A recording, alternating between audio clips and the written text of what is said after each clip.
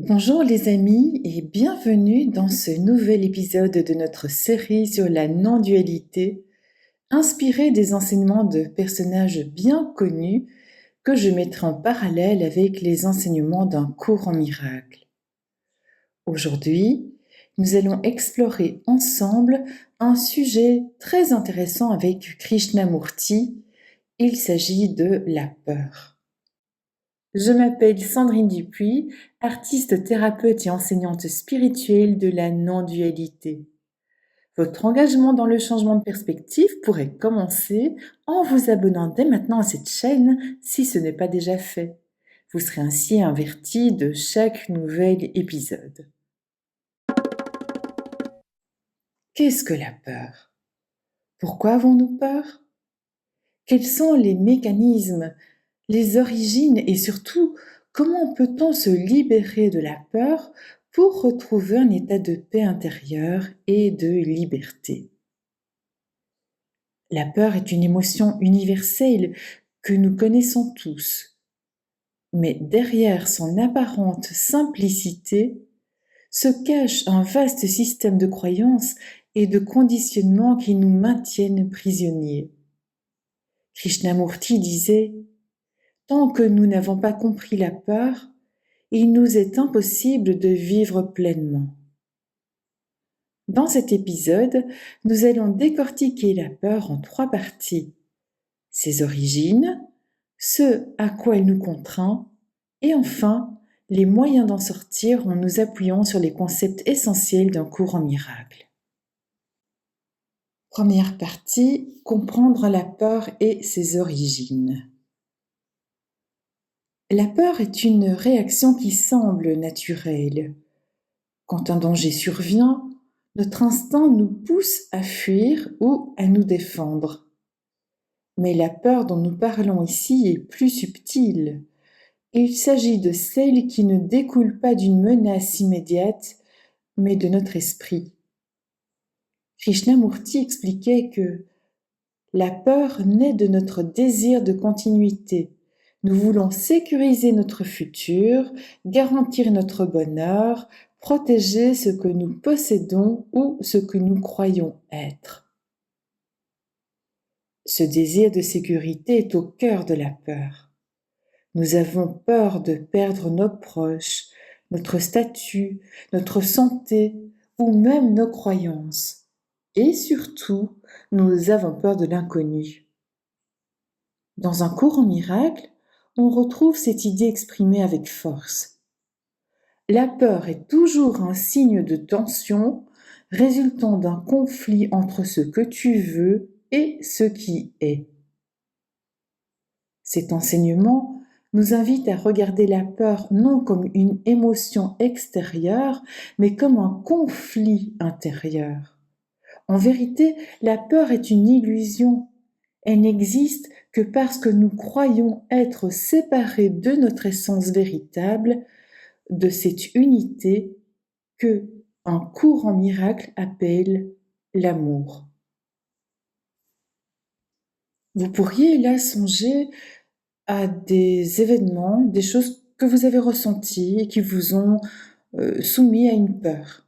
Par exemple, lorsque vous avez dû affronter un échec, une maladie, ou bien quelque chose de considéré comme plus grave, comme la perte d'un être cher. Ça pourrait être aussi la peur de parler en public. Bien, en fait, ce ne sont pas vraiment les événements en eux-mêmes qui nous terrifient, mais plutôt l'histoire que nous construisons autour de l'événement. Ce n'est pas, par exemple, dans le fait de parler en public, ce n'est pas l'acte de parler qui est effrayant, mais c'est le fait d'imaginer que les autres vont nous critiquer ou nous rejeter. Et c'est cette peur-là, en fait, qui se manifeste, mais elle n'est que dans notre imagination. Krishnamurti disait: nous vivons dans des images de ce que nous sommes, de ce que nous devrions être et de ce que les autres pensent de nous. Et ces images-là sont la source de notre peur.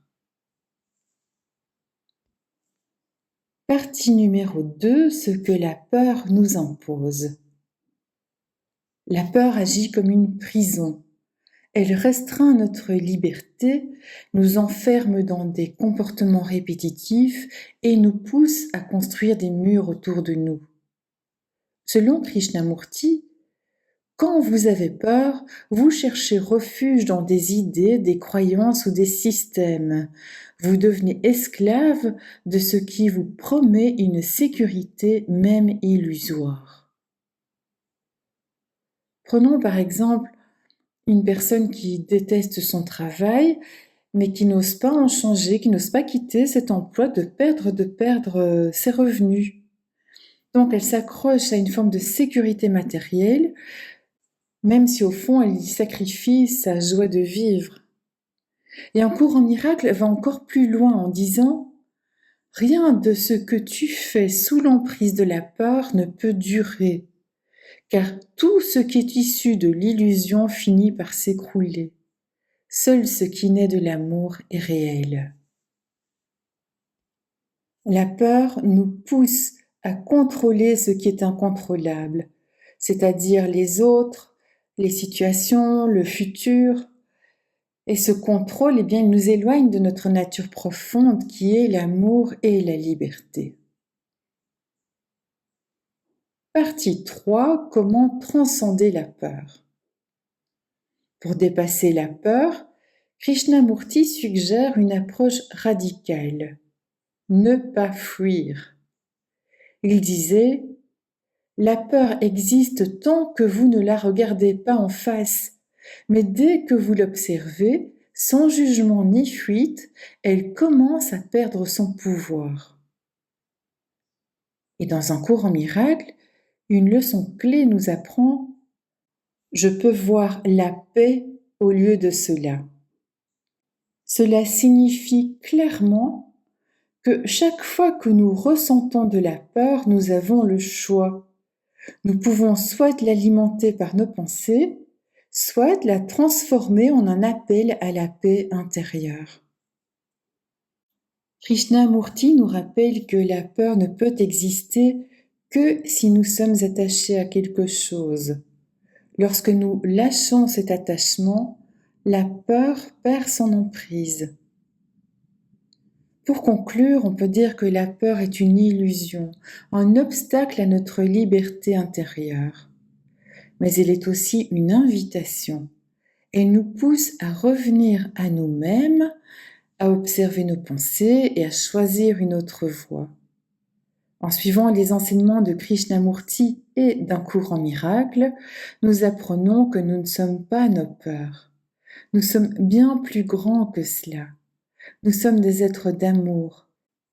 Et la liberté fait partie de notre essence. Merci pour vos gentils commentaires qui m'encouragent à continuer à vous partager tout ceci. Et je reste bien entendu à votre écoute lors des rendez-vous individuels ou des programmes de formation. À très bientôt.